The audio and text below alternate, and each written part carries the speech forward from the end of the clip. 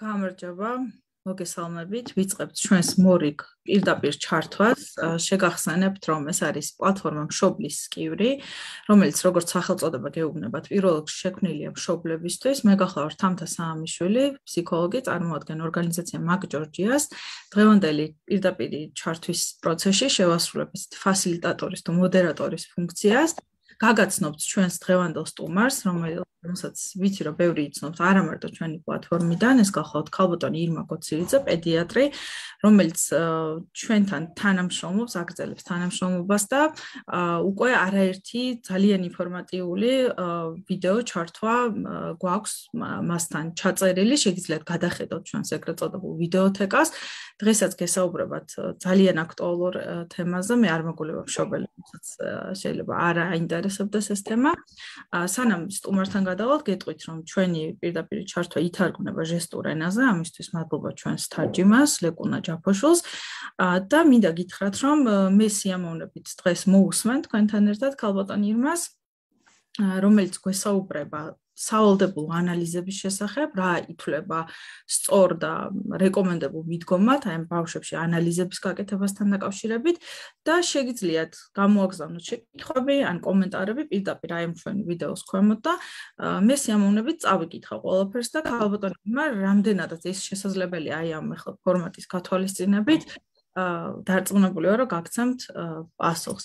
მოგესალმებით ქალბატონო ირმა, კიდევ ერთხელ მთელი გუნდის სახელით გიხდით უღრმეს მადლობას ჩვენთან თანამშრომლობისთვის და მე ვიცი, რომ ძალიან ბევრი მშობელი ინტერესით ელოდა ახლა ამ ჩართვას, ამიტომ აღარ გავაგრძელებ შესავალს და პირდაპირ გადმოვალ თქვენთან შეკითხვით, ხომ?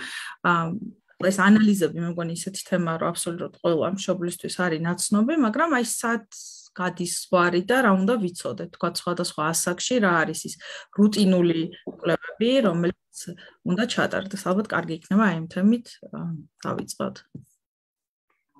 საღამოჩდობის ყველას დამწეს ინტერესებით. დიდი მადლობა ორგანიზატორებს.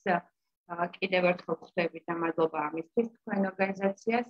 და პირდაპირ გადავალ ხარ თემაზე, ანუ რა ხდება ძალიან ბევრი მშობელი მოგმართეს, რა არის ის სავალდებულო, რატომ უნდა გაკეთდეს, რა პერიოდში და ამაზე ვისაუბროთ დღეს და კიდევ მოგჩება დრო, ალბათ იყო მოთხოვნა, თამთა რომ მაიმუნის ყვავილზე შევხებოდით და ალბათ მოვიტოვებთ დროს და კი ბატონო, ვუბრობთ ამაზე. მოგეთ სისხლის ანალიზები რომ აუცილებელი დიაგნოსტიკური საშუალებაა და ექიმებს ამცნობს თუ რა ხდება ბავშვის ორგანიზმში, ყველგან ვიცით და ამას ორი აზრი არ ჭირდება, ხო? ეს ტესტები რუტინული თუ არარუტინული ტესტები კეთდება სხვადასხვა მიზნით. ეს არის დაავადების პრევენციის მიზნით, თუ ჯანმრთელობის ზოგადი მონიტორინგისთვის. ზოგჯერ სისხლის ანალიზი ვიცით რომ აუცილებელი და მნიშვნელოვანია თანდაყოლილი და მემკვიდრული დაავადებების და პათოლოგიების გამოსაყენად. ანუ სხვადასხვა მიზანია ამ სისხლის ანალიზის. მაგრამ არის გარკვეული სიტუაციები კიდე, როდესაც ექსტრად ზედმეტად ნიშნავს პედიატრი რამდენიმე ტესტს, მაგრამ ამას ყოველთვის აქვს თავისი მიზეზი მოგეხსენება, თუ ისე უბრალოდ ეს ყველაფერი არ ხდება. ეხლა ზოგადად როდის არის ანალიზები საჭირო და რომელი ანალიზებია ბავშვისთვის საჭირო. ასე რომ თანმიმდევრულად რო გავყვეთ, დავიწყოთ ჩხილობის პერიოდიდან და მთელი ბავშვობის ხანას გავყვეთ და მზად ვარ რომ რაღაც მომენტში საერთოდ შემოვაკითხები რა თქმა უნდა გავწყვიტოთ და კონკრეტულად იმაზე რაც თქვენ გაინტერესებთ ვისაუბროთ. ეხლა რა ხდება დაბადების, ჩხილობის დაბადების შემდგომ ეს ახალშობილის გამოკვლევა რამდენიმე მიზნით ხდება. პირველი აუცილებლად ყველგან სამშობლოში კეთდება სისხლის საერთო ანალიზი, გახსოვთ ალბათ, სადაც ითვლება სისხლის წითელი და თეთრი უჯრედების, თრომბოციტების რაოდენობა. ანუ რატო გვჭირდება ეს, რომ გამოვრიცხოთ აუცილებელი არის სისხლის თანდაყოლილი ინფექცია. ზოგჯერ ზოგ შემთხვევაში ჰემოგლობინის დონე არის გასარკვევი გამომდინარე დედის მდგომარეობისგან. ანუ თუ დედა არის თქვა ანემიური და მისი ჰემოგლობინი 100 ხდენა ქონდა, ამ რაღაცა მდგომარეობა იყო გასარკვევი, ამ შემთხვევაში მაინტერესებს ბავშვთანაც ხომ არის იგივე სიტუაცია. ანდა შეიძლება იყოს ბავშვს აღენიშნებოდეს სიყვითლე, რის დროსაც წითელი სისხლის ბურთულები იშლება და ესეც აუცილებელი სანახავია. თუ პატარას ახლა სიყვითლის ნიშნები აქვს და ის დაბადებიდან პირველ 24 საათში ვლინდება, აუცილებლად საქმე გვაქვს ეგრეთ წოდებულ ჰემოლიზურ დაავადებასთან. ამ შემთხვევაში ძალიან ხშირად კეთდება ხოლმე უფრო ესე იქწოლის პერიოდში, ხშირად კეთდება ხოლმე ვენური სისხლის აღება და ბილირუბინის ანალიზი გაკეთება, ანუ ყოველდღიურად შეიძლება გაკეთდეს. ეხლა შემდგომ ასევე მნიშვნელოვანია სისხლის ჯგუფის დადგენა. კი გახსოვთ ალბათ, რომ სამშობიაროში კეთდებოდა ეს, თუმცა ეხლა მინდა აღვნიშნო, რომ ზოგ სამშობიაროში ბავშვები ეწერებიან ისე, რომ ეს რუტინულ ანალიზში არ შედის და ვინც ბავშვის ყოლას დაგეგმარებას აპირებს, გაითვალისწინებს მშობლებმა, რომ ეს მაინც გასაკეთებელი იქნება. ანუ რატო გჭირდება ხა ეს ანალიზი? სისხლის გადასხმის შემთხვევა შეიძლება იყოს, პოტენციური სისხლის ნათესავების მოძიებაში მოგეხმარება. ასევე ჩვეულებრივად უნდა ვიცოდეთ სამედიცინო ჩანაწერისთვის, როდის რა დაგჭირდება, არ ვიცით, ამიტომ ბავშვის სისხლის ჯგუფი აუცილებლად უნდა ვიცოდეთ. და ამისთვის გაკეთდება ვენური სისხლი. გახსოვთ ალბათ, რომ სისხლის 4 ჯგუფი არის და კიდევ ერთი მნიშვნელოვანი ანტიგენი უნდა ვიცოდეთ. ეს არის RH ანტიგენი, უარყოფითია თუ დადებით, ხომ, აი ესე მოვიხსენიებთ ხოლმე. ეს არის ანტიგენი და მისი არსებობის მიხედვით, რომელია უფრო მეტი, იმის მიხედვით ვადგენთ რომ ჯგუფის არის უარყოფითია ბავშვი თუ ანტიგენი ჭარბობს თუ არ არის. როგორც წესი, მსოფლიოში 80% არის დადებითი, ხოლო დანარჩენს აკლია 20% ანტიგენი და ესეთი ბავშვები დადებიან უარყოფითი ანტიგენი. კარგი, შემდგომ რომელიც უნდა სამშობიაროში გაკეთდეს, ეს არის უკვე კაპილარული სისხლი, ქუსლიდან ხდება გენეტიკური ტესტები. ეს გამოკვლევა ტარდება 72 საათში.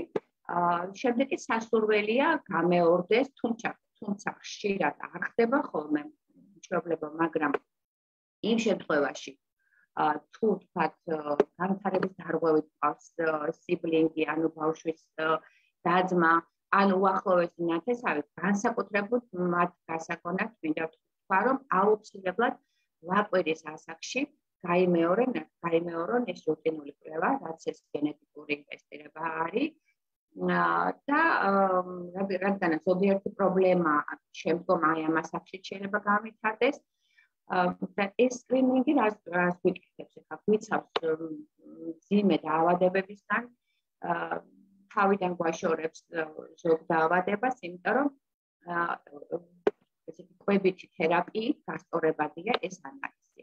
ეხლა ჩვენთან საქართველოს სინამდვილეში ჩვენ აგრეთვე საუბრობთ თუ გახსოვთ, ვინც მსმენელია ჩვენი, ეს არის თანდაყოლილი ჰიპოთირეოზი, ფენილკეტონურია და მუკოვისციდოზის დაავადება.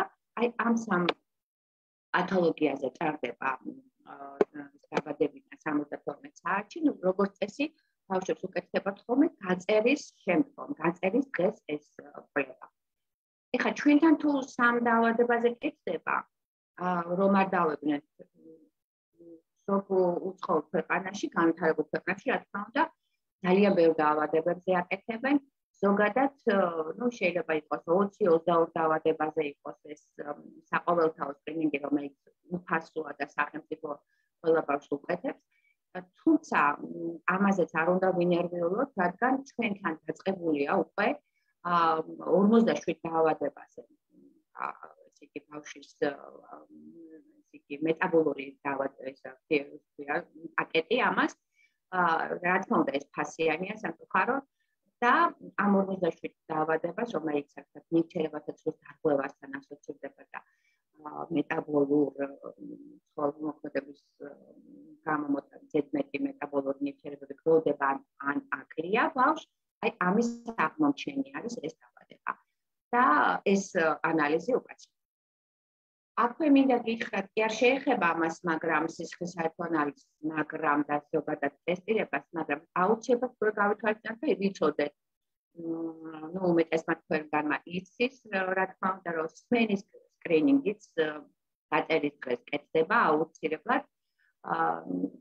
და ხანდახან მოგვიანებით განმეორებითაც კი გაუკეთებიათ ხოლმე ალბათ ჩვენ მშობლებს, ვინც გვისმენს, იმის გამო, რომ თქო აუტიზმის წინაპირობის შიშით, რომ ბავშვი არ პასუხობს მშობელს დაძახებაზე, არ არის კონცენტრირებული, არ იხედება მისკენ და ეს აშინათ მშობლებს და განმეორებით აკეთებენ ხოლმე სმენის დღის იმ სკრინინგს, რომელიც რა თქმა უნდა ჩატარებულია სამშობლოში. ეხლა შეიძლება უკვე გადავინაცვლოთ უკვე 2 თვეზე და შესაძლებელია მეგობრებო რომ აქ უკვე დავჭირდეს სისხლის ანალიზი.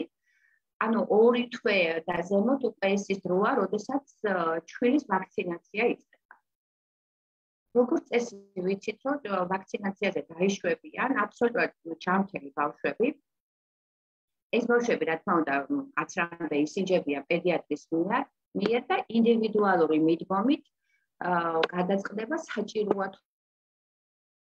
არა რამე ვთქვათ ანალიზის ჩატარება. როგორც წესი ეს არ არის საჭირო და აცრის დროს მხოლოდ ტემპერატურა უნდა გაიზომოს, მაგრამ არის გამონაკლისი შემთხვევები და რაღაც გამონაკლისი ვთქვათ კლინიკები ან პოლიკლინიკები, რომლებიც ითხოვენ ანალიზის ჩაბარებას, ეს იქნება სისხლის საერთო. აი, რა გამონაკლისი შემთხვევებია ეს? კლინიკებია თუ შემთხვევები, როცა უფრო კლინიკები თამთა და არის უფრო ძველი მიდგომა, იმიტომ რომ აი როდესაც ადრეული წლები იყო, რატომღაც მიღებული იყო, რომ ბავშვს აცეს კაბინეტში არ მიიღებდნენ თუ არ წარადგენდა ანალიზს და თუ უკვე ეს ანალიზი პედიატრს არ ჰქონდა, ვთქვათ, შემოწმებული. ეს არაფერს საჭიროებას აწარმოადგენს, აღარ არის საერთოდ ეს საჭირო. ეს კეთდება ის შემთხვევაში, როდესაც ანემიის საშიშროება გამიგეთ თამთა, რომელიც გამომდინარეა დედიდან, მოგეხსენებათ, როცა ძლიერი სისხლდენა ვერ აღიდგინა, ან მემკვიდრული ანემიები აქვს ქვეყნის, რომელიც არის საშიშროება, რომ ბავშვი შეიძლება გადაეცეს. ანუ ეს დედის ანამნეზური შეკრებით, ანამნეზის შეკრებით დედასთან აი ამის შედეგად გინდება. აი მხოლოდ მაშინ ვიღებთ ხოლმე იმ შემთხვევაში თითიდან ვთქვათ სისხლს. მაგრამ იცით მე რა მინდა გითხრათ, რომ აი მეზოზური დედის რწეში რკინის კონცენტრაცია დამოუკიდებელი ყოფილა თურმე ბავშვის რკინის რაოდენობისგან. მაგრამ ეს არის გარკვეული პერიოდის განმავლობაში. ეს გარკვეული პერიოდი დაახლოებით მოიცავს 4 თვის. აი მეგობრებო, უკვე 4 თვის მერე კი უკვე საჭირო არის ნამდვილად, იმიტომ რომ ბავშვს აუღოთ ანალიზის საერთო და ვნახოთ მისი ჰემოგლობინის მდგომარეობა, იმიტომ რომ უკვე ვეღარ აწოდებს დედა იმ რაოდენობას რკინისას, რაც საჭიროა. ანუ ხდება ხოლმე დეფიციტი. ეხლა თუ დღენაკლია ბავშვი, ასეთ შემთხვევაში უკვე ადრეულ ასაკში უნდა ჩავთოთ ხოლმე რკინის პრეპარატი, ხოლო თუ დროული ბავშვია და კარგად ვითარდება, გააჩნია ეგრეთ ვადებს, საპროფილაქტიკოდ მაინც ვაძლევთ ხოლმე დასალევად. აი, დღენაკლს როცა ვამბობთ, ქალბატონი ირმა, რას გულისხმობთ? თქვა 7 თვე თუ თქვა 8? იცით რა, უფრო ღრმა დღენაკლებზე არის ხოლმე 35-36 კვირა, რომლებიც ბავშვები, ასეთი ბავშვები ისევე როგორც ტყუპი ნაყოფი, ისევე როგორც მცირე ტონის ნაყოფი, რომელიც დღენაკლი არ არის, მაგრამ მცირე ტონის ნაყოფია, ისინი უფრო ეგრეთ წოდებული რისკის ქვეშ არიან ხოლმე და მათ განსაკუთრებული ყურადღება უნდა, რა თქმა უნდა, მათ უფრო ადრე აუღებთ სისხლს და თუ სხვა ანალიზი რაც არის საჭირო და იმ შემთხვევაში მოვათ, როგორც წესი, მათ აუცილებლად ჭირდება ეს თამთა უფრო ადრე დაგეკეთდეს და რკინას უფრო ადრე მიეწოს.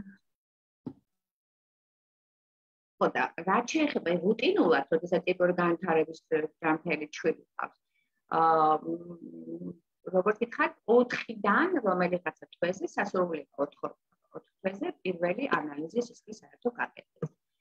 ბარემ აქვე მოგახსენებთ, თუმცა ანალიზ არ ეხება, მაგრამ რო არ გამორჩეს, ვინც გეგმავს ახლა შვილოსნობას და გეტყვით ახლა რომ 2 თვის ასაკში ბავშვი უნდა გაისინჯოს ორთოპედის მიერ, სასურველი აუცილებელი არ არის ნევროლოგის მიერ. უკვე დაახლოებით ოფტალმოლოგმა უნდა ნახოს ბავშვი 4-5 თვის ასაკში, ხოლო დაახლოებით ესე 9 თვეზე აუცილებლად უნდა გაკეთდეს ასაკი და საფეხურების კითხვარი, ამაზე ჩვენ ერთხელ ვისაუბროთ. ინგლისურად ASQ კითხვარია, რომელიც ბავშვის კოგნიტურ და მოტორულ შესაძლებლობებს გვივლენს და ამას აკეთებს მეგობრებო აუცილებლად პედიატრი. თუ ვინცობა არის ამის საშუალება არ გვაქვს, ნუ თქვა პედიატრს არ აქვს, თქვენ მშობლებო, ძვირფასო მშობლებო შეგიძლიათ ეს კითხვარი მოიძიოთ, რომელიც 2 თვიდან 5 წლის ჩათვლით არის და თქვენ თვითონ შეაფასოთ თუ რამე საშუალება გვაქვს 9 თვემდე და არ მოგწონს ბავშვი 9 თვემდე შეიძლება ამის გაკეთება, რომელიც დიაგნოზს არაფერს არ დაგვისვამს და არ შევცდეთ რომ რაღაცა დიაგნოზი ვიღებთ, მაგრამ რაღაცა წინაპირობაა რომ უკვე ყურადღებით ვიყოთ და ბავშვი დავიყვანოთ ფსიქოლოგთან. ზოგადად ბარემ ახაც ვთქვათ რომ ბავშვი ახალშობილი პედიატრთან უფრო ხშირად მიყავს დაახლოებით პირველ თვეში, პირველი 5 თვე ყოველთვიურად, ჯობია რომ ექიმმა ნახოს ყოველთვიურად, შემდგომ უკვე 6 თვის, 9 თვის, 12 თვის ასაკში მე აღარ არის უკვე საჭირო რომ ვთქვათ ყოველთვე ინახულოს პედიატრმა. ნუ რა თქმა უნდა არ გამოგვიწყობ იმას, როდესაც ბავშვი ავად არის უფრო ხშირად, მაგრამ მე გესაუბრებით ჯანმრთელ შვილზე, რომელიც ვთქვათ კარგად ტიპიურად ვითარდება. ამასობაში მივახლოვდით 1 წლის ასაკს და 1 წლის ასაკში სამწუხაროდ ბევრმა არ იცის, მაგრამ სავალდებულოა სახელმწიფოს უფასო აქვს და უნდა გაკეთდეს მძიმე მეტალებზე სისხლის კვლევა.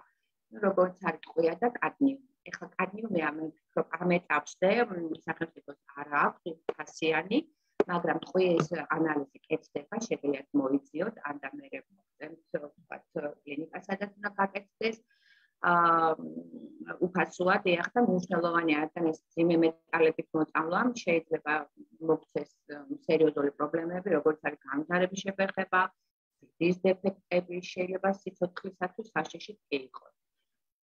ვიცით რომ ეს ლითონების გამოყენება აიკრძალა ამ პიგმენტებში და 70 წლის მერე, ნუ თქვათ, აღარ გამოიყენება იმ საღებავებში, მაგრამ ეს უფრო მოგეხსენებათ უფრო განვითარებულ ქვეყნებშია, თუმცა ჩვენთანაც უკვე ისჯება, მაგრამ ზოგიერთი ბავშვი მაინც ცნობიერია იმ გარემოს მიმართ გარემოში ცხოვრობენ და მაინც გირჩევთ რომ ეს ანალიზი გავაკეთოთ. კი ბატონო. თან არის უფასო, ხო, როგორც აღნიშნეთ, სახელმწიფო პროგრამაა და ბატონო უფასოა, ხო, როგორც აღნიშნეთ, ამ ანალიზის გაკეთება. თამთან დაიკარგა ხმა თქვენი კითხვა რომ გამინდა. ანუ ეს კონკრეტული ანალიზი უფასოა, ხო, როგორც აღნიშნეთ, ანუ სახელმწიფო პროგრამა აფინანსებს. დიახ, ეს კონკრეტული ანალიზი არ მესმოდა უკეთესად, ეს კონკრეტული ანალიზი, დიახ. ისე საინტერესო სტატისტიკა არსებობს, ხო, ამასთან დაკავშირებით.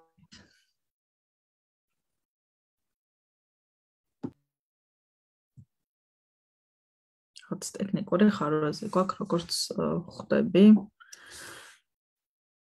ხოც ტექნიკური ხარვაზე იყო, ხო, დაგვიბრუნდით, ხო, მე მგონი.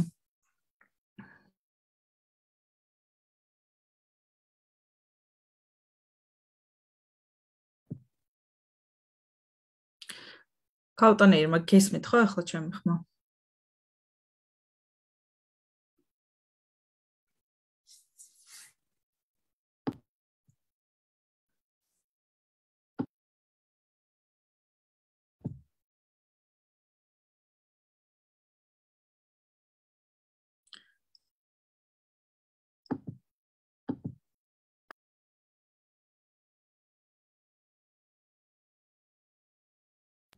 კარგით, რაღაც პატარა ხარვეზია, მე მგონი მიკროფონია გათიშული თქვენი. შემოგვიერთდება, დაგვიბრუნდება ეს ყველა მე მგონი იცით რომ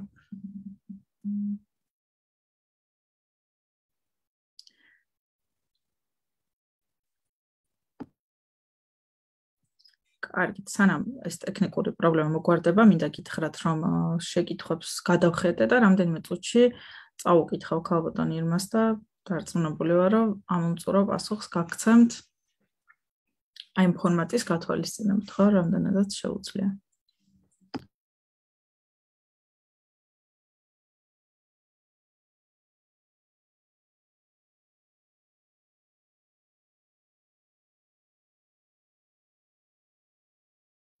აკა ჩვენ მსმენელს ვეტყვი რომ შეგიძლიათ შეკითხვები პირადი შეტყობინების სახითაც გამოგვიგზავნოთ თუ ეს რამენაირად უფრო კომფორტულია თქვენთვის ორივე ფორმატი ჩვენთვის მისაღებია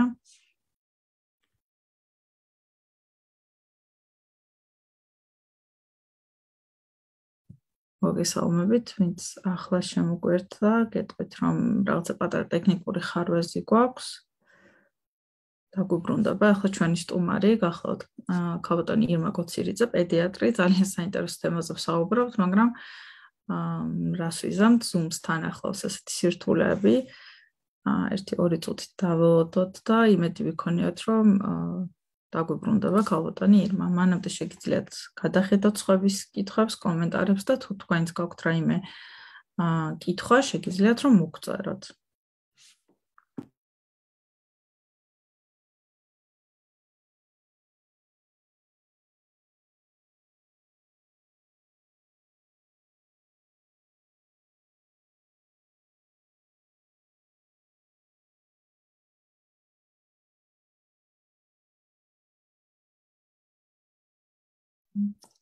სანამ ველოდებით ქალბატონ ირმას მინდა გითხრათ რომ ჩვენ მასთან ეს შესავალ-ნაწილში აღვნიშნე გვაქვს ჩაწერილი უკვე არაერთი ესეთი ლაივი ან პირდაპირ ჩართვა საკმაოდ ისეთი მდიდარი ვიდეოთეკა დაგვიგროვდა მთელი ამ პერიოდის განმავლობაში და მე გირჩევთ რომ გადახედოთ აუცილებლად აღმოაჩენთ არაერთ ვიდეოს რომელიც დარწმუნებული ვარ რომ მშობლების უმეტესობისთვის არის აქტუალური ან შეიძლება იცნობდეთ ადამიანს ვისაც ის კონკრეტული თემა არის მნიშვნელოვანი და გაუზიაროთ მას. გავარკვევ ახლა მე ჩვენს ტექნიკურ ასისტენტთან და დაგიბრუნდებით სიახლეებით.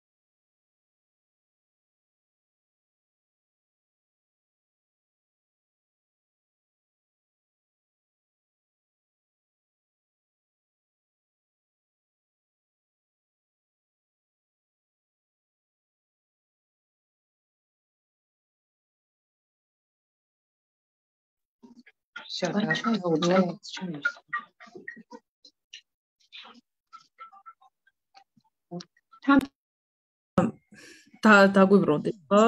დაგვიბრუნდით. თამთა ჩაერთო უკაცრავად. დიახ.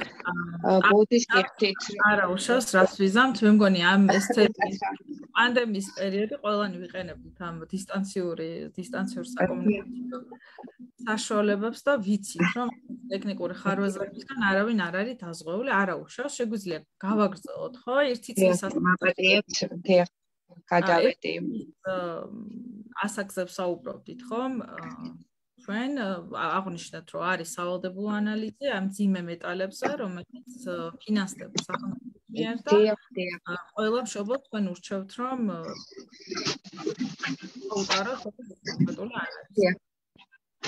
მე უკაცრავად ეს დამხმარე შემოვიდა და ისა, მაგრამ ვერ გავაკეთე და ტელეფონით შემოვედი, ბოდიშკი ხდით ამის გამო არ ვიცი რა მოხდა. კარგით, სად ვიყავით? დიახ, მინდოდა უკვე ესე იგი ეს მეტალებზე ვისაუბროთ და ადრეულ ასაკზე გადავდიოდი, ის იყო. ანუ რას ვაკეთებთ ამ უკვე ბავშვობის ასაკში?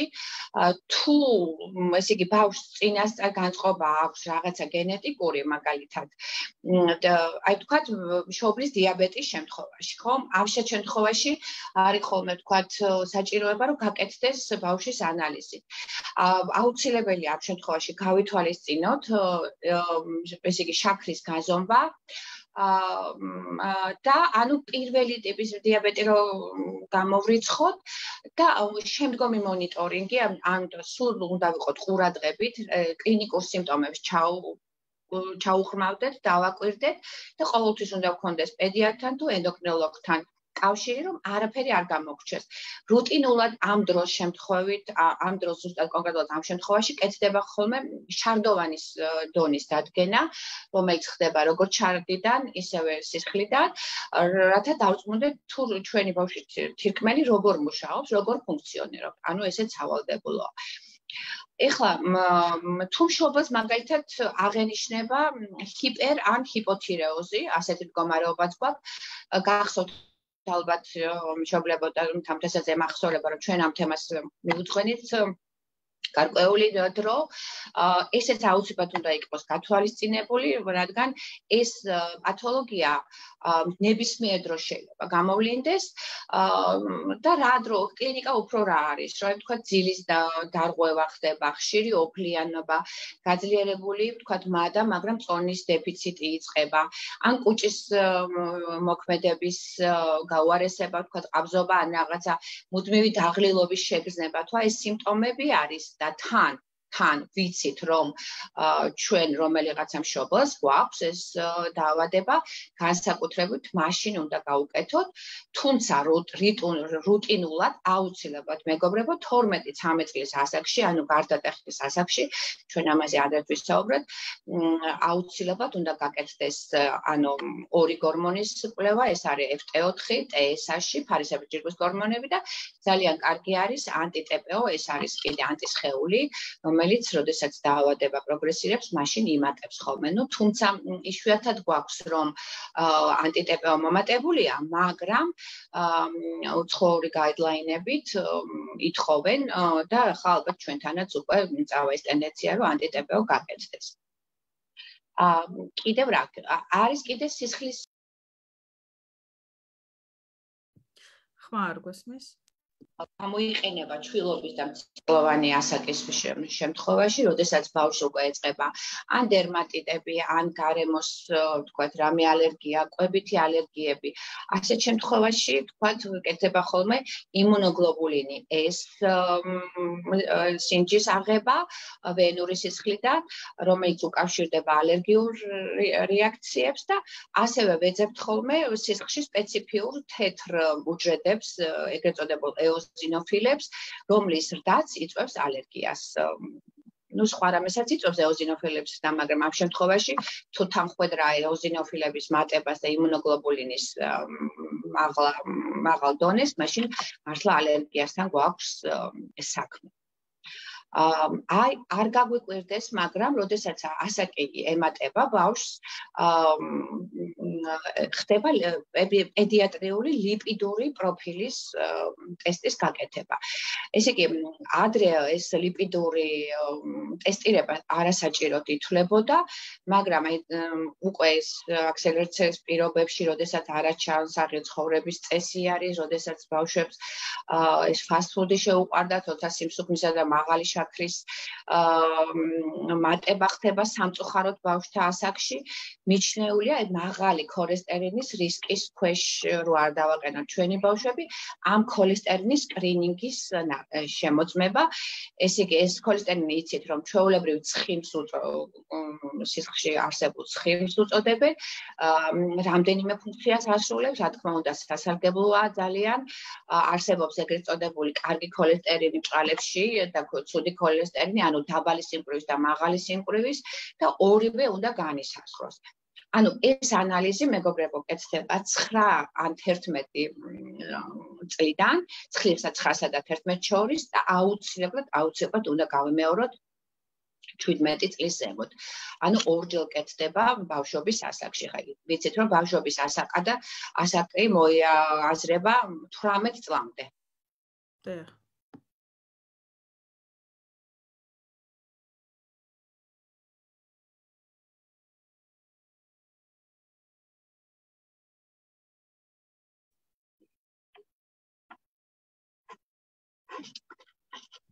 დიახ. ისმის ხო თამთა ჩემი ხმა? დიახ. ასაკი ნამდვილად განისაზღვრება 0-დან 18 წლამდე, ხო, ასე? დიახ. მას ვამბობდით. ხო, ადრე იყო სხვანაირად, ხა გაყვა, ეს პერიოდები შეიცვალა და თუ 0-დან 16-მდე, ხა 0-დან 18 წლამდე. ეხლა შემდგომი რაც უნდა გავაკეთოთ, ტუბერკულოზის სკრინინგი, მაგრამ ეს ხდება არა ყველა ბავშვისთვის, ანუ პოპულაციაში აქაც გაიმიჯნება. ეს საკმაოდ მნიშვნელოვანი ტესტია. იმუნური სისტემა მათთვის იმ ბავშვებისთვის, ვინც შეხებაში იყო თამთა, ვთქვათ, დაინფიცირებულ პირთან. ანდა ზოგს კიდე ოჯახის წევრი ყავთ, თქვა დაინფიცირებული და აი ასეთ შემთხვევაში აუცილებელი არის ტუბერკულოზის ტესტის გაკეთება, ჯერ ხდება კანის სინჯი და მერე უკვე სისხლით დგინდება ხოლმე ეს სისხლის ტესტი გვიჩვენებს არის თუ არა დაავადება აქტიური, ანუ ტუბერკულოზის სისხლის ტესტს ეწოდება ინტერფერონის გამა ანალიზი და აი ამ გამა ანალიზით აქტიური ფაზა არის თუ არა, იმიტომ რომ ტუბერკულოზის ჭხირი ჩვენ ყველას გვაქვს, როგორც ვიცით, ორგანიზმში. კიდევ მინდა გითხრათ, რომ სავალდებულოდ აკეთებინებენ უცხოეთში იმ ადამიანებს და განსაკუთრებით ბავშვებს, რომელთაც ჰქონდათ მოგზაურობის რაღაცა ეპიზოდი, მაგრამ გარდა ამერიკის შეერთებული შტატებისა, კანადისა, ავსტრალიისა და განვითარებული ევროპის ქვეყნებისა, თუ აქ იყვნენ ბავშვები ნამოგზაურები, მათ არ აკეთებიებენ. თორემ მათ შორის აი საქართველოსთან ჩასულ ბავშვებს როგორც წესი სამწუხაროდ აკეთებიებენ, იმიტომ რომ ვიცით ახლა ჩვენც რომ პრეცედენტი ბევრი გვაქვს და ხშირად არის ხოლმე ჩვენთან ფარული ფორმები, თუმცა ღია ფორმითაც დადიან ადამიანები. კიდევ არ გაგვიკვირდეს და აი ასეთი ანალიზი არის შიდსი და სხვა სქესობრივი გზით გადამდები დაავადებები და არ გაგვიკვირდეს, იმიტომ რომ სად ბავშვები და სად ეს ანალიზი, მაგრამ ახეთ არის ხოლმე ასე სიტუაცია, როდესაც შეიძლება ინფექცია გადაეცეს ბავშვებს ინფიცირებული დედისაგან პლაცენტის საშუალებით, ანუ ეს იყოს თანდაყოლილი ფორმა და ანდა შეიძლება ესე იგი სქესობრივი გზითაც გავრცელდეს ეს დაავადებები, ეს არის B ჰეპატიტი, გონორეა, ჰერპესი, ქლამიდია, ну ესეთი დაავადებებია. ბავშვებს რა თქმა უნდა აქვს სპეციფიური ნიშნები, თუ თანდაყოლილია, საკმაოდ მძიმე ნიშნები აქვს და ეს უკვე ცალკე ჯგუფად მოიაზრება და განსაკუთრებით ვაკეთებთ ამ ანალიზებს, მაგრამ იმ შემთხვევაში თუ თქვათ, როდის ვაკეთებ? სამწუხაროდ ბავშვთა ასაკი არის, მაგრამ იწყებენ ადრე სქესობრივ ცხოვრებას, ხო? ამასაც უნდა თვალი გაუსწოროთ და ვიცით ეს და განსაკუთრებით თქვათ გოგონას 13-14 თუ გნებავთ ბიჭსაც 14 წლის ასაკიდან ეს ანალიზი მაინც უნდა გავაკეთოთ, იმიტომ არაფერი გამოგჩეს, იმიტომ რომ საკმაოდ იწევს სხვა გართულებებს, როგორც არის უშვილობა და ასე შემდგომ, ორგანოების დაზიანება და ესე იგი სისხლის ანალიზი შეიძლება დადგინდეს ეს პათოლოგია. ამიტომ აუცილებლად ესე უკვე 13-14, აი თუ გნებავთ 15 წლის ასაკიდან ეს ანალიზი ინიშნება. ასევე დიახ, აი ამ ასაკში აუცილებლად იწყება ესე იგი C ჰეპატიტის ინფექციის სკრინინგი. რომელიც თქვათ თან მიყვება ამას. ეს სკრინინგი უფასოა, კი იცით, რა ასაკიც არ უნდა იყოს და იმ ბავშვებს სამწუხაროდ თუ აქვთ უკვე სექსუალური ცხოვრება დაწყებული, ნუ სამწუხაროდ თუ რაღაცა უკასრავად შეიძლება ასე არ უნდა მეთქვა, მაგრამ ვიცით რომ ბავშვების ასაკში ეს არ უნდა მოხდეს. რეგულარულად უნდა გაიარონ ეს სკრინინგი, ნუ დაახლოებით ერთხელ მაინც, თქვა 18 წლამდე, ხოლო 18 წლის მერე ყოველწლიურად აუცილებელია. ეს სხვათა შორის ჩაიდო ახალ გაიდლაინში, რომელიც 2020 წელს შეერთებულ შტატებში ჰეპატიტის პრევენციის სამუშაო ჯგუფის მიერ იქნა შემუშავებული. ეხლა განსაკუთრებით ისეთი მდგომარეობა, ეხლა პრინციპში ამ ჩემ მოხელვაში, ეხლა სანამ სხვა თემას შევეხები, ამოვწურეთ ამთა ის რუტინული მდგომარეობები, რის შემთხვევაშიც ვაკეთებთ გადაუდებელ ესე იგი და საჭირო ანალიზებს.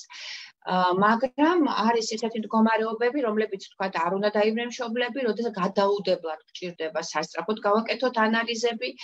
და აქაც შემიძლია თქვა გავყვა ასეთ შვილებში რა უნდა გაკეთოს სასწრაფოდ და ცოტა მოზრდილ ბავშვებში, მაგალითად შვილებში თუ უჩვეულო ძილიანობა, ბავშვის გაღვიძება გვიჭირს, აი თქვა ნაკლებად მოძრაობს ბავშვი, მოდუნებულია, ხო, აი ამ შემთხვევაში ხომ არ არის გულყრა, ხომ არ არის ესე იგი სუნთქვის გახშირება, ამ პირიქით შენელება, ნესტოების ვიბრაცია, თქვა ბავშვებს რო ვამჩნევ გულმკერდის ამოზნექვა და ჩაზნექვა ცოტა იმაზე მეტი, რაც უნდა ფიზიოლოგიურად იყოს, ხმაურიანი სუნთქვა, თქვა სხეულის ტემპერატურის მომატება პატარებში, თქვა 2 დღის გარდა 38 და 5 უკვე აუცილებლად უნდა მიმართონ ექიმს, აუცილებლად უნდა გაკეთდეს ანალიზი, ასევე როდესაც ტემპერატურა ქვემოთ ვარდება, თქვა 35 გრადუსია და ქვემოთ, ესეთ გადაუდებლად ითხოვს ანალიზებს ჩირქოვანი გამონადენი ყურიდან, ხომ არ არის უკვე ინფექცია გადასული სისხლში.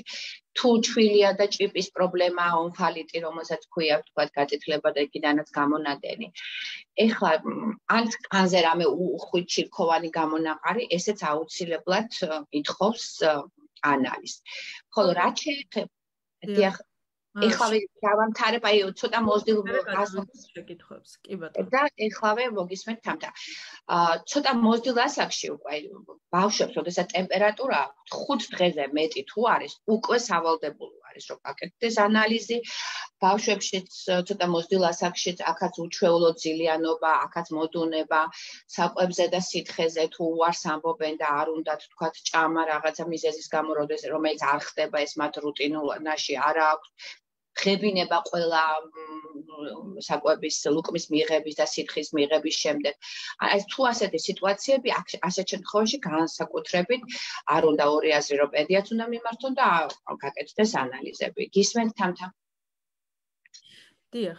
ანუ შეკითხვები შემოვიდა საკმაოდ ბევრი და მიუყვეთ ხო ესე პირდაპირ მონოლოგიურად. განსაკუთრებით ძლიერი ვირუსის მერე რომელი ანალიზია მნიშვნელოვანი და რამდენ ხანშია რეკომენდებულიო? იცით რა არის, თუ ბავშვი ძალიან ჯანმრთელია, მას არ აქვს ქრონიკული დაავადებები და ეს ქრონიკული დაავადებები შეიძლება იყოს როგორც კანის დაავადება, როგორც გითხარით, როგორც თქვა ენდოკრინული პათოლოგია და აბსოლუტურად ჩვეულებრივად მიდის მისი ავადობა, არაფერი აუცილებლობას არ არც ანემია გვაქვს წინაპირობა, თქვა არა გვაქვს ესეთი რკინა დეფიციტური ანემია, ბეჭდების ანემია, ასეთ შემთხვევაში რომლის დროსაც ვირუსი კიდევ უფრო გვიქვეითებს აი ამ ჩვენ დანაკლისს, ასეთ შემთხვევაში არ ვაკეთებთ ამ ანალიზს, არაფერი საჭირო არ არის, მაგრამ თუ რაღაცის როგორც გითხარით, შიში გვაქვს და გვეშინია, წინაპირობა იყო ჩემს მიერ ჩამოთვლილი წინა დაავადებები მორეციდივე, მაშინ აუცილებლად გავაკეთებთ უკვე დაახლოებით ესეთ ერთ კვირაში 10 დღეში და გავიკეთებთ სისხლის საერთო ანალიზით რა ხდება. მხოლოდ საერთო. შემდეგი კითხვა, რა ანალიზით გინდება, რომ 6 წლის ბავშვისთვის გლანდი და ადენომა ამოსაჭრელი? ასეთ შემთხვევაში თქვათ პირველი რა თქმა უნდა ოტოლარინგოლოგის კონსულტაცია. მერე რამდენად ხშირია პედიატრის შეეკითხება ეს მისი ბავშვის ავადობა, ანუ ჩირქოვანი მდგომარეობა თუ არის და ასეთ შემთხვევაში ფარინგიტი თუ ჩირქოვანია, ესე როდესაც ფარინგიტია, ან ვთქვათ ადენოიდები ძალიან გაზრდილია, ან მაღალი სიცხეები აქვს წელიწადში 4 ჯერ და მეტად, მაშინ უკვე რა თქმა უნდა ყველა ჯერზე, როდესაც სისხლის საერთოში მაღალი ლეიკოციტოზია, ეთსი მაღალია, ცერიაქტიული ცილა, არის კიდე ბაქტერიული ან სპეციფიური ბაქტერიული ანალიზები, აი ამ ანალიზებით ვადგენთ, რომ უკვე ბავშვის ორგანიზმი ვერ გაჩავს ამ მდგომარეობას და თვითონ ქირურგიც გვირჩევს, რომ უნდა იქნეს ამოღებული ადენოიდები ან თქვათ ესეთი გლანდები. აქ მომდევნო კითხვა ეხება ამ ანალიზებს აცრების წინ, ესე იგი პედიატრი ყოველი გეგმიური აცრის წინ ითხოვს ანალიზებს და რას გვეტყვით? ამაზე მე მგონი ისაუბრეთ, ხო, რომ არ არის საჭირო თუ რამე წინაპირობა არ არის და ბავშვი ჯანმრთელი და ტიპიური განვითარებისა და სხვა არაფერს არ ვშიშობთ. კი ბატონო. ამას ვაკეთებთ. მაინტერესებს ბავშვის შაქრის ანალიზის გამო ჯობს გლუკოზა თუ ინსულინის გაკეთება? დიახ, როგორც წესი, ასეთ შემთხვევაში პირველი რასაც აკეთებს დედა, განსაკუთრებით თქვათ თუ აქვს ის აპარატი, განსაზღვრავს ხოლმე დილით უზმოზე გლუკოზის რაოდენობას, ან და პირველ ტესტად კეთდება ხოლმე გლუკოზის განსაზღვრა სისხლში, რომელიც სხვადასხვა ასაკის მიხედვით სხვადასხვა, დაახლოებით უხეშად რომ ვთქვათ, არ უნდა გადასცილდეს 80 ერთეულს, მაგრამ თუ შემთხვევით აღმოჩნდება, რომ ეს ანალიზი ვთქვათ არის უფრო მაღალი, მაშინ ინსულინის ვანებებთ თავს, რა თქმა უნდა, ენდოკრინოლოგთან უშვებთ ასეთ ბავშვს და პირველი რაც კარგია და აუცილებელია, ეს არის გლიკოზირებული ჰემოგლობინი, რომელიც უთყვარად აღმოაჩენს, ვთქვათ, აღარც ინსულინი გვინდა, აღარც გლუკოზა, აი ამ ანალიზით, რომელიც უზმოზე არ კეთდება, აღმოაჩენს არის თუ არა წინასწარ განწყობა დიაბეტის მიმართ ბავშვის გლიკოზირებული ჰემოგლობინი. დიახ. კითხვარის სახელი რომ გაიმეოროთ, ეს არის საუბარი ალბათ იმ კითხვარზე, ხო, რომელსაც პედიატრია ასაკისა და ეტაპის კითხვარი. დიახ. არის ინტერნეტში, შეგიძლიათ მოიძიოთ მშობლებო და ადაპტირებულია ჩვენი ქართულ ენაზე უკვე ჩვენი პოპულაციისთვის და ძალიან მარტივი შესავსებია და ძალიან ესეთი კარგი საშუალება არის ჩვენი ბავშვის განვითარების ეტაპებს მივყვეთ. ანუ როგორც აღნიშნეთ, პედიატრი ავსებს, მაგრამ მშობელსაც შეუძლია, ხო, რომ პედიატრი მოვალია, რომ მაინც თქვა ცხათვის ასაკში თუ მანამდე არ არის რაღაცა გამოვლინება და არ არის ესეთი საჭიროება, არ აკეთებს პედიატრი, მაგრამ თუ იშვიათად ნახულობს პედიატრს ბავშვი და ხანდახან არის ხოლმე სამწუხაროდ, რომ 15 წუთის მანძილზე, როდესაც ბავშვი შემოიყვანეს, შეიძლება გამოგრჩეს, ხო ხვდებით. ამიტომ მას აქვს თავის სავალდებულო ესეთი თვეები, როდესაც ეს კითხვარი უნდა გაკეთდეს. პირველი სასურველია, რომ ცხათვის ასაკში გაკეთდეს. დიახ, შემდეგი კითხვები ეხება აი ამ ანალიზს მძიმე მეტალებზე, ტყვიაზე ანალიზი რა საკამდე უფასოა და სად კეთდება, რომელ კლინიკაშიო? ამ წუთში აკეთებს იაშვილის სახელობის კლინიკა, როგორც გითხარით, წლიდან დაახლოებით წლიდან 8 თვემდე არის, ვთქვათ, ეს ანალიზი უფასო და შეგიძლიათ მივბრძანდეთ და იქ ჩაიტაროთ. დიახ. კარგით, რატომ ხდება ბავშვებში დიანეთი? აბა ვერ გავიგე? დიანეთი. დიაბეტი ალბათ. დიაბეტი. დიაბეტი გულისხმობა ალბათ, იმიტომ რომ დიანეთი არც არ ბავშვებში. ალბათ დიაბეტი გულისხმობა თუ არა და თუ გვისმენს ეს ადამიანი, ჩვენ მსმენელი კიდევ ჩვენთან არის, შეგვისწოროს. ალბათ დიაბეტი არის, სამწუხაროდ დიაბეტი იცით რომ ესე იგი აუტოიმუნური დაავადება და პანკრეასი აქვს ესე იგი ლანგერგასის კუნძულები ბეტა უჯრედები, რომლებიც გამოიმუშავებს ინსულინს. Აი, როდესაც ეს მდგომარეობა ხდება, ამ ბეტა უჯრედებს არ შეუძლიათ ინსულინის გამომუშავება, ისევე ჩვენივე მებრძოლი ეს ანტისხეულების გამო, ანუ ჩვენი ორგანიზმის ანტისხეულები ებრძვიან ამას. ამიტომ ქვია აუტოიმუნური დაავადება. ისინი ჩაახშობენ ამ ინსულინის გამომუშავებას და დაბალი ინსულინის გამო სისხლში ხდება გლუკოზის გადმოსროლა.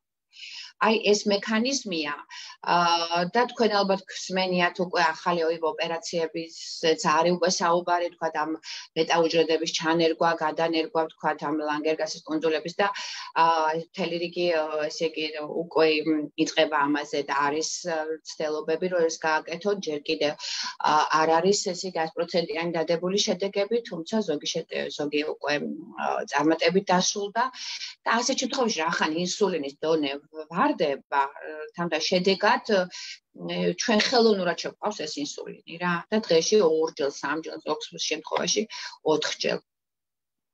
აი ეს არის აუტოიმუნური, რა თქმა უნდა და არასასიამოვნო დაავადება.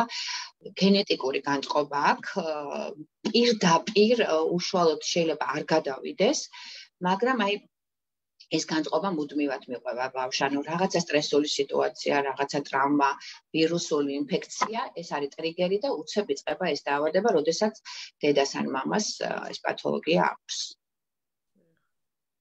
შემდეგი შეკითხვა ეხება ფტორს, ანუ ფტორზე რა სიტყვითო, ზოგი პედიატრი 6 თვიდან ნიშნავს საპროფილაქტიკო დოზას, რადგან საქართველოში წყალი არ იფტორება, ზოგი კატეგორიული წინააღმდეგია. ანალიზის გარეშე ზედმეტი ფტორი გროვდება და უფრო საშიშიაო.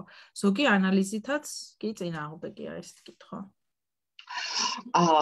იცით რა, მე უფრო ალბათ მივამხრობი პედიატრების რიცხვს, რომლებიც უფრო ნიშნავენ, იმიტომ რომ მართლაც გვაქვს ხოლმე პრეცედენტი, რომ არის თქვათ დაკლებული და ეს სტატისტიკურად მოდის და ეს არ არის რა თქმა უნდა საქართველოს პირობებში არა გვაქვს და ამის სტატისტიკას ნელად მოვიძიებთ, მაგრამ მეტწილად რახანა თქვა უცხოური გაიდლაინებით ინიშნება აქაც იცით რა გააჩნია კიდე რითი იკვებება ბავშვი.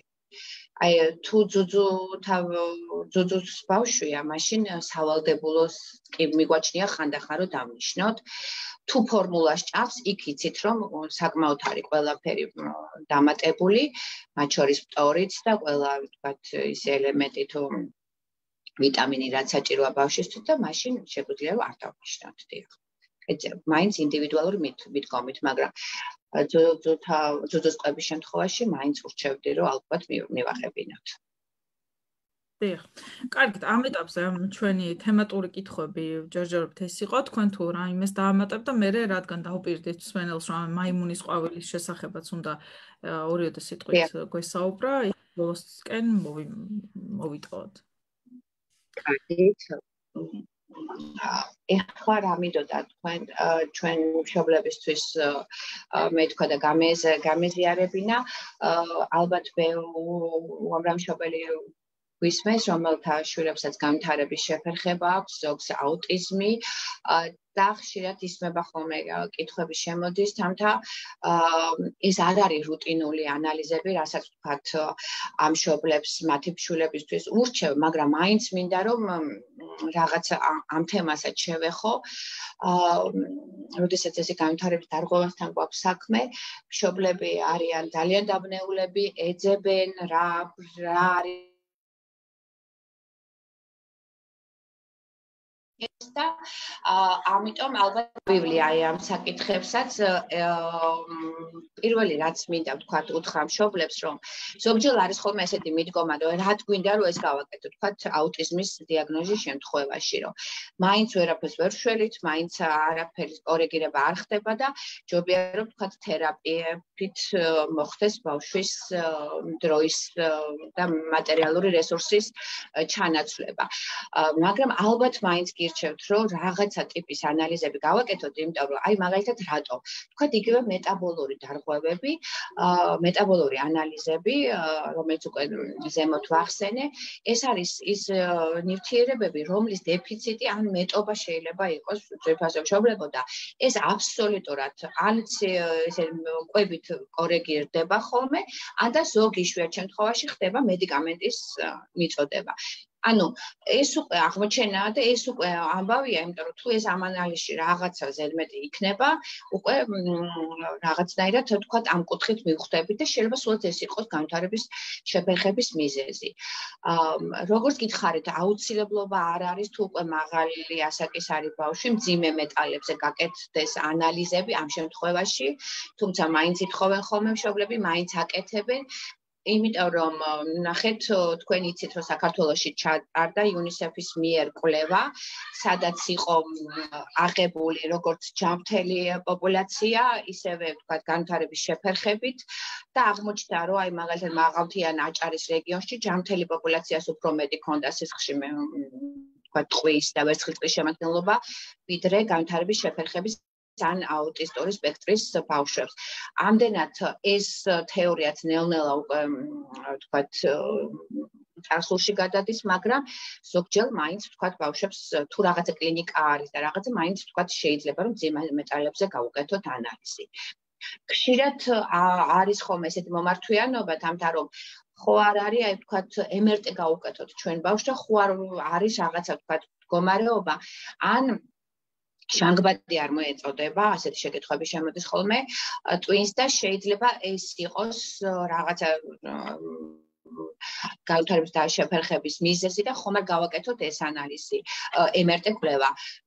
რა თქმა უნდა, არ გირჩევთ MRT კვლევას, იმიტომ რომ ამას მარტო ნევროლოგი ნიშნავს და ნევროლოგს არ შეეშლება და გეტყვით ალბათ, რომ ეს აუცილებელია, მაგრამ აი ტვინის ჟანგბადის მომარაგების გამო, თუ მაინდა-მაინც გვინდა ანალიზი, შეგვიძლია გავაკეთოთ ლაქტატ-დეჰიდროგენაზა, რომელიც ვენური სისხლიდან კეთდება, შეგვიძლია გავაკეთოთ დოპლეროსკოპია, თქვათ სიძარღვების დოპლეროსკოპია, რომელითაც თქვათ სიძარღვებში ჟანგბადის მომარაგება ტვინით რა დონეზე არის, ესეც კარგად გვიჩვენებს და სულაც არ არის ეს მაღლა ანაზღაურებადი კვლევა, იმიტომ რომ ის ამას არ გვიჩვენებს. შემდგომ რაც მინდა რომ გითხრათ, აუცილებლად თამთა ამას ურჩევდი მშობლებს, რომ რახან ვიცით და გვისაუბრია ჩვენ ამაზე, რომ ჩვენი კუჭნაწლავი, ჩვენი მიკრობიომი არის მეორე ტვინი, აუცილებელია რომ კუჭნაწლავის მდგომარეობის კვლევა მოხდეს, ხშირად ჭირდება ეს ანალიზი, კიდევ ჭირდება პათოგენური მიკრობების გამოვლენა.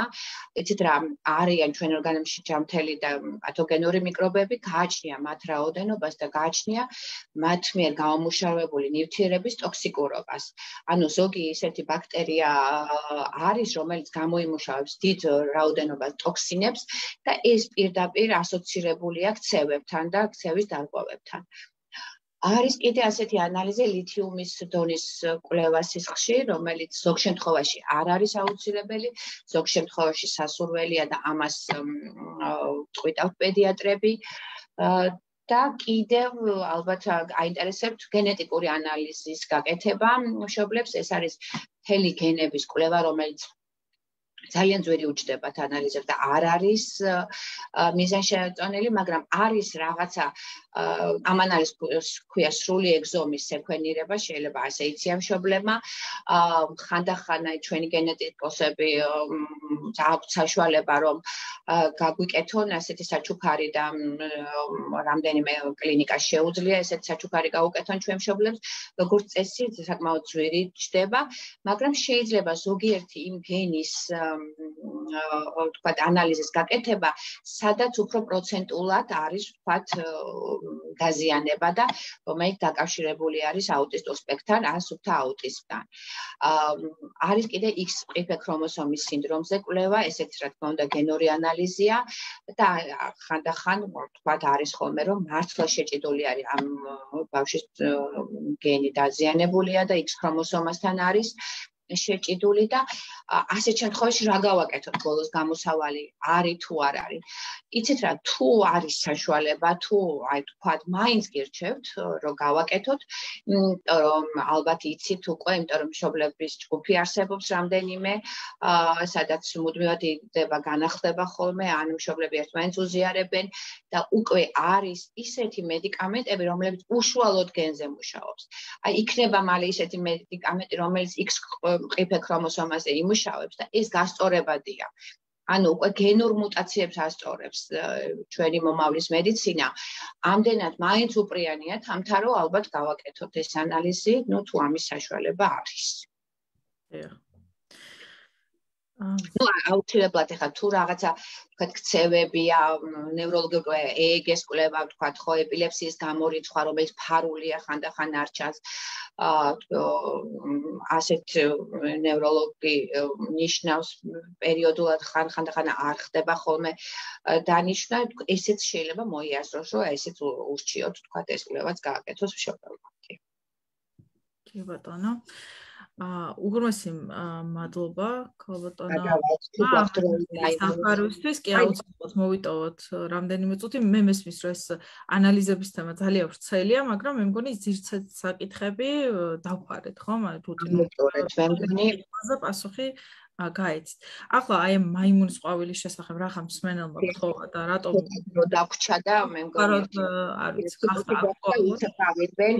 რახან ესეთი ინტერესი არის, ეხლა რა არის ეს მაიმუნის ყვავილი, რომელიც ზოგადად ყვავილის იდენტურია, მაგრამ ნაკლებად მძიმეა, ეხლა ყვავილი ბევრმაც არ იცის რა არის, ეს არის ზოონოზური დაავადება, ხა ზოონოზური არის, როდესაც ცხოველით იწყება, ცხოველის დაავადება, ესე იგი, ან ინფიცირებული ცხოველი უნდა იყოს მჭიდრო ურთიერთობაში, ან ზოგიერთ პოპულაცია რო ცხოველს მიირთმევს, აი იქიდან ხდება ადამიანზე გადაცემა და აღმოჩნდა თურმე რომ პირველად კონგოს რესპუბლიკაში დაფიქსირებულა ჯერ კიდე 1970 წელს და სულაც არ არის ეს ახალი დაავადება, როგორც უბრალოდ ახალი არის, იმიტომ რომ იფეთქა ისევ და ისევ ჩვენ სინამდვილეში არის ასეთი პოქს ვირუსები, რომელთა ჯგუფი არის, ვირუსების ჯგუფი და აი იმაში შემავალი ვირუსი იწვევს ამას, ამ დაავადებას.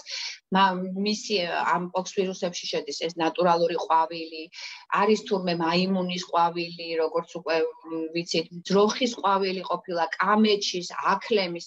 აი ასეთი ვირუსები არის, არ შეგვეშინდეს ხა ალბათ ესეთები არ გველის, მაგრამ ეს ყვავილი ყველაზე გავრცელებული იყო და 1980 წელს მოხდა სრული ერადიკაცია, ანუ ალაგება ამისი და ბოლოს შემთხვევა დაფიქსირებული არის 1977 წელს, ანუ აცრები, ვინც აქამდე მივიდა 1980 წლამდე, ყველას გვაქვს გაკეთებული ეს ყვავილის აცრა და თქვათ ჩემი თაობის ადამიანებს უფრო ნაკლებად შეეხებათ, იმიტომ რომ აცრილები ვართ, მაიმუნის ყვავილი ნაკლებად შეხვდება, მაგრამ ეხლა კლინიკურად უცებ რომ გითხრათ, ძირთადად მიდის ცხელებით, იწყება დაღლილობით და შემდგომ ესეთი აპათიით, უმადობით, რასაც შემდგომ მოყვება ხოლმე კანის სპეციფიური გამონაყარი, ეს არის აუცილებლად, აი რასაც განასხვავებს სხვა თქვათ გამონაყარისგან, თუმცა გამონაყარი და ლიმფადენოპათია, ანუ ლიმფური ჯირკვლების საკმაოდ ჩამოსილება. აი ეს არის ამ დაავადების აუცილებლად ერთ-ერთი პათოგნომური ნიშანი პლუს გამონაყართან ერთად. ეხლა გამონაყარი არის განსხვავებული, ეს არის ჩირქოვანი ტიპის ან ბუშტუკის ტიპის გამონაყარი. ანუ ბუშტუკის ტიპის გამონაყარი ჩუტყვავილაც არის, მაგრამ ამაში არ აერევათ ეხლა ჩვენ ინფექციონისტებს, იმიტომ რომ განსაკუთრებულად სხვანაირი ტიპის გამონაყარია. ინკუბაციური პერიოდი მოკლე აქვს, დაახლოებით 2 კვირა, 7 დღიდან 14 დღემდე 2 კვირაა. თვითონ დაავადება დაავადება იწყება და შეიძლება 2 კვირაში ალაგდეს, შეიძლება 4 კვირაში ალაგდეს. თვითონ იცით როგორ არის ეს გამონაყარის ტიპი, ეხლა აღარ გავაზიარებ ამ ფოტოს, მაგრამ ფერისჭამელები, დიდი რაოდენობით დიდი ზომის ფერისჭამელებს გავს, ან როგორც გითხარით, ბუშტუკებს გავს და როდესაც ამის ალაგება იწყება და ნამდვილად ალაგდება, არ უნდა შეგვეშინდეს ამის ალაგების, ნაწიბურები რჩება სამწუხაროდ კანზე და აი ეს უკვე ალბათ მერე რაღაცა მექანიზმებით უნდა თქვა ჰიგიენური თქვა პროცედურების ჩატარებით შეიძლება მოსდილობის ასაკში ავალაგოთ. ეხლა ესე იგი თქვა არ შეგვეშინდეს თუ კოვიდი იყო და გვეშინოდა და რესპირატორული გზით გადაეცემოდა ძლიერ გადამდები იყო მაიმუნის ყვავილის საშუალება არ შემთხვევაში ეს ასე არ არის ამ დაავადებით უმეტესობა სრულიად გამოჯამრთელდება ხოლმე 2-4 კვირაში როგორც გითხარით სიკვდილობა მინიმალურია და 1% ნუ არ არის კარგი მაგრამ 1% უდრის და როგორ უნდა დავიცვათ თავი ახლა ინფექციისაგან სამწუხაროდ თავის დაცვა არ ხდება მხოლოდ მედიკები ჯერჯერობით რომელთაც შეხება აქვთ ისინი ითხრებიან ყვავილის ვაქცინით რომელიც უკვე როგორც ვთქვით აღარ არსებობს მაგრამ რა თქმა უნდა ახლა ვაქცინა რა თქმა უნდა არის თვითონ ყვავილის დაავადება აღარ არის მაგრამ საბედნიეროდ მინდა გითხრათ რომ შეერთებული შტატებში მოიხმარეს ანტივირუსული პრეპარატი რომელიც ყვავილის სამკურნალოდ შეიძლება გამოიყენოს და წარმატებით ამბობენ რომ მაიმუნის ყვავილის სამკურნალოდაც გამოიყენება ეს ანტივირუსული პრეპარატი. ამდენად უფრო საიმედო ნოტით შეგვიძლია დავამთავროთ თამთავრო ძალიან შესაშინებელი არ არის თუმცა რა თქმა უნდა სასურველი არ არის და ძალიან ყურადღებით უნდა ვიყოთ რადგან ყველამ ვიცით რომ უკვე საქართველოში დაფიქსირდა ჩვენთანაც და ძალიან მშვიდობიანად 2 კვირაში გაეწერა ეს პაციენტი და არ ჰქონდა რთული ფორმა თუმცა ასაკით დიდი იყო. კი ბატონო, უღრმესი მადლობა კიდევ ერთხელ ქალბატონო ირმა, ესეთი ინფორმატიული ჩართვისთვის, პატარა ტექნიკური ხარვეზები ქონდა, მაგრამ ეს არავის ბრალი არ არის, რას ვიზავთ ხდება ხოლმე. ყველას ვურჩევ, რომ გადახედოს იმ ჩვენ ვიდეოთეკას და ეს ჩართვაც გაუზიარეთ მათ ვისთვისაც ფიქრობთ, რომ იქნება აქტუალური და მე არ მეგულება მშობელი, რომლისთვისაც არ იყო დღევანდელი თემა აქტუალური. მადლობა ჩვენ მსმენელს, ესეთი ჩართულობისთვის ლეკუნა ჯაფოშელს, რომელმაც უზრუნველყო თარგმანი შესტურ ენაზე და ამით გემშვიდობებით გისურვებთ მშვიდობიან საღამოს ნახვამდის. მადლობა ყველას და მშობლებს დიდი მადლობა კითხვებისთვის.